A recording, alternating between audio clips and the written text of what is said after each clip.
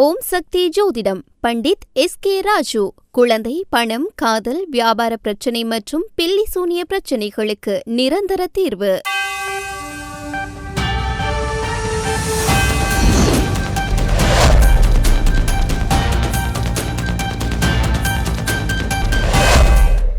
Mix and much உங்களை வரவேற்கின்றது. Iran தனது முக்கிய இலக்காக இருக்கக்கூடிய அணுக்குண்டு தயாரிப்பை ஏறக்குறைய எட்டிவிட்டதா?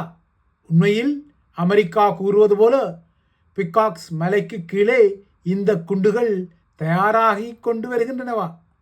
இவைதான் இப்போது ஹாட் டாபிக் எனப்படும் உச்ச வினாக்களாக இருக்கின்றன. இந்த வினாக்கள் திடீரென எழும்பிக் கொள்வதற்கும் டொனால்ட் ட்ரம்பின் நேற்றைய கருத்துக்கள் தான் காரணமாகவும் உள்ளன. ஈரானின் பிக்காக்ஸ் மலையை அமெரிக்கா தாக்கும் என நேற்று குறிப்பிட்ட ட்ரம்ப், தாங்கள் மிக விரைவில் அந்த பகுதியை தாக்கப் போவதை தடுக்க ஈரானால் எதுவுமே செய்ய முடியாது என்றும் நேற்று கூறிக்கொண்டார். ஆனால் இதே ட்ரம்ப் இந்த மாத ஆரம்பத்தில் இந்த மலைப்பகுதியில் அமெரிக்க உளவுத்துறை அசாதாரணமாக எந்த நடவடிக்கையையும் காணவில்லை எனவும் தெரிவித்துக் கொண்டவர்தான். ஆக மொத்தம் இதுவரை பெரிதும் கவனிக்கப்படாத பிக்காக்ஸ் மலை மீது விரைவில் அமெரிக்காவின் பங்கபஸ்டர் குண்டுகள் விழப்போவது போல தெரிகிறது. உண்மையில் ஈரான் பிக்காக்ஸ் மலைக்கு கீழே தனது அணுக்குண்டு ஒன்றை உருவாக்கி வருகின்றதா? இந்த வினாவுக்கு துல்லியமான விடை தெஹ்ரானுக்கு மட்டுமே தெரியக்கூடிய ஒரு விடை. எனினும் இங்கு ஒரு அணுக்குண்டு தயாரிக்கப்பட்டு வருவதான போட்டுக் கொடுப்பை வலிமை போலவே இஸ்ரேலிய உளவுத்துறையான மொசாட் தான் அமெரிக்காவுக்கு செய்திருப்பதாக தெரிகின்றது. கடந்த வருடம் ஜூன் மாதம் அமெரிக்கா தனது மிட்நைட் ஹேமர் நடவடிக்கை மூலம் ஈரானின் நடான்ஸ், இஸ்பஹான் மற்றும் போர்தோ ஆகிய அணு உலைகள் மீது தாக்குதல்களை மேற்கொண்டதுடன் அங்கு அணு ஆய்வு மற்றும் அது சார்ந்த நடவடிக்கைகளில் ஈடுபட்டிருந்த பல முன்னணி ஈரானிய விஞ்ஞானிகளையும் கொலை செய்திருந்தது. ஆனால் அந்த தாக்குதல்களின் போது அமெரிக்காவோ அல்லது இஸ்ரேலோ பிக்காக்ஸ் மலை மீது எந்த குண்டுகளையும் வீசவில்லை.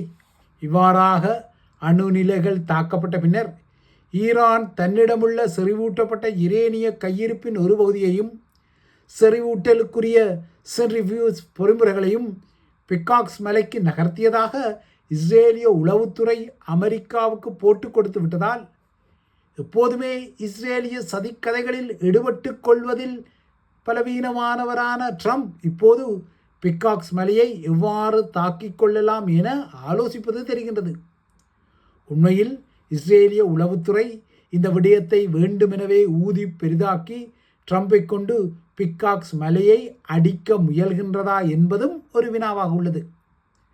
ஆனால் அமெரிக்கா என்னதான் தனது ஆயுத களஞ்சியத்தில் உள்ள மிகவும் சக்தி வாய்ந்த பதுங்குகுழி தகர்ப்பு குண்டுகளை, அதாவது பங்கபஸ்டர் குண்டுகளை வீசிக்கொண்டாலும் இந்த மலைக்கு கீழ் 100 மீட்டர், அதாவது 328 அடி ஆழத்துக்கு இந்த பங்கபஸ்டர் குண்டுகள் எட்டிக்கொள்ளுமா என்பது ஒரு முக்கியமான வினா.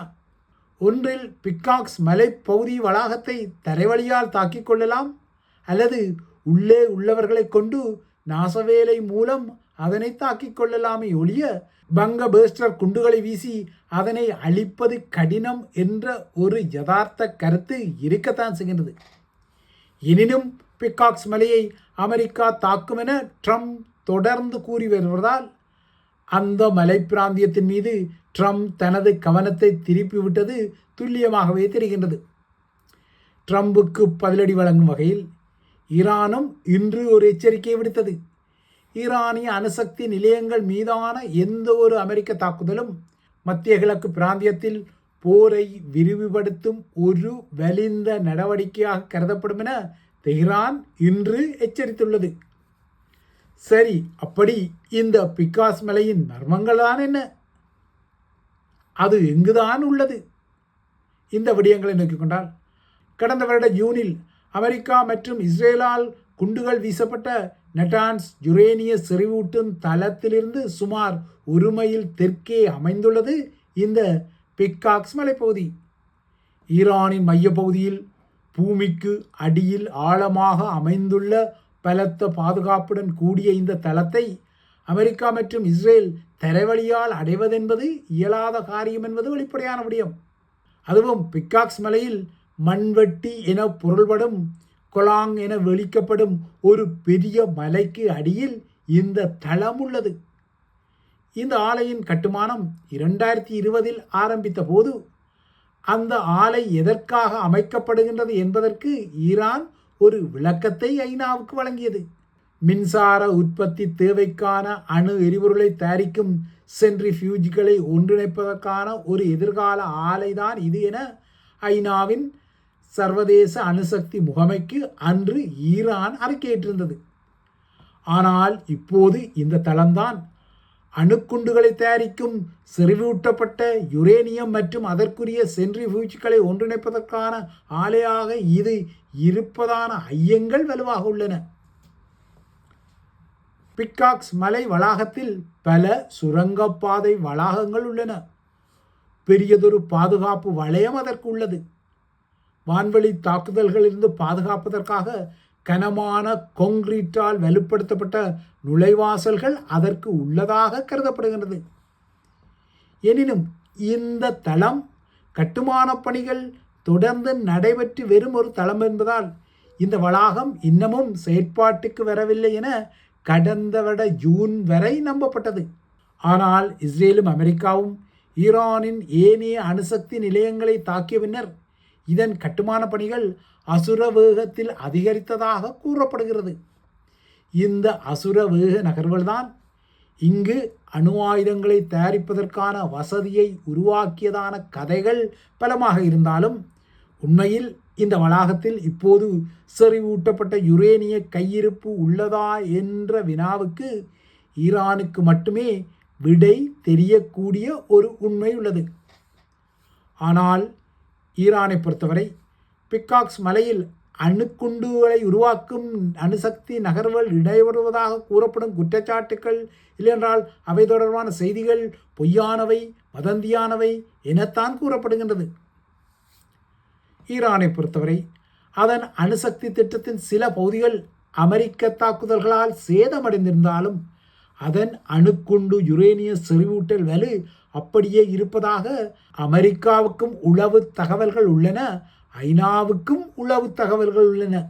அணுக்குண்டு தரத்திலான யுரேனிய இருப்பை மூடிமறைக்கும் முயற்சிகளை ஈரான் கச்சிதமாகவே செய்ததாகவும் வேண்டுமென்றே இந்த யுரேனிய இருப்பு இருக்கும் சுரங்கங்களை இடித்து தள்ளியதாகவும் நுழைவாசல்களில் வெடிகுண்டுகளை பொருத்தி கன்னிவெடிகளை வைத்ததாகவும் உளவு தகவல்கள் இருப்பதால் இப்போது அமெரிக்கா பிக்காக்ஸ் மலையை தாக்கப்போவதாக கூறிக்கொள்கின்றது. ஆனால் இவ்வாறாக தாக்குதல்கள் இடம்பெற்றாலும் அந்த தாக்குதல்கள் மூலம் அமெரிக்காவும் இஸ்ரேலும் விரும்பிய தாக்கங்கள் இந்த பிக்காக்ஸ் மலைப்பகுதியில் ஏற்பட்டதா என்றால் அது ஒரு கேள்விக்குரிய விடயமாகவே இருக்கும். ஏனென்றால் இந்த மலைக்கு கீழ் 100 மீட்டர் ஆழத்தில் இந்த அணு ஆலை இருப்பது ஒரு முக்கியமான செய்தியாகும்.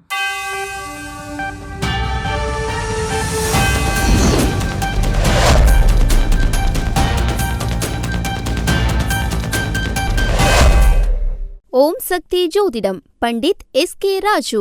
குழந்தை, பணம், காதல், வியாபார பிரச்சனை மற்றும் பில்லி சூனிய பிரச்சனைகளுக்கு நிரந்தர தீர்வு.